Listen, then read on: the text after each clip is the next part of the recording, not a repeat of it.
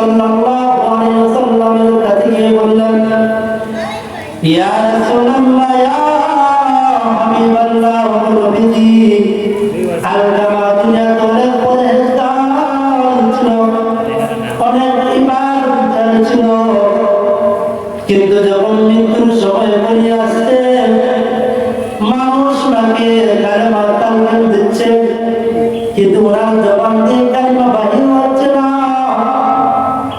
নবীজি সাল্লাল্লাহু আলাইহি ওয়াসাল্লাম সাহাবায়ে কেরামদেরকে পাঠালেন, যে দেখুন গিয়ে সাহাবায়ে কেরামকে বললেন, হে সাহাবায়ে কেরাম, হযরত আলকামা রাদিয়াল্লাহু তাআলা আনহু কাছে গিয়ে দেখো কেন সে কালেমা পড়তে পারছে না। তখন সাহাবায়ে কেরাম হযরত আলকামা রাদিয়াল্লাহু তাআলা আনহু কাছে গিয়ে কালেমার তালকিন দিতে শুরু করলেন। তখন কালেমার তালকিন শোনার পর ওনার জবান দিয়ে কালেমা বাইর হচ্ছিল না।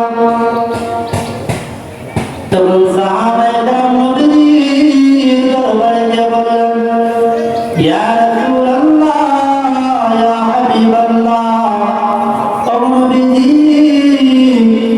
হযরত আলকামা রাদিয়াল্লাহু তাআলা আনহুর কাছে গিয়ে আমরাও কালেমার তালকিন দিয়েছি, কিন্তু ওনার জবান দিয়ে কালেমা বাইর হচ্ছে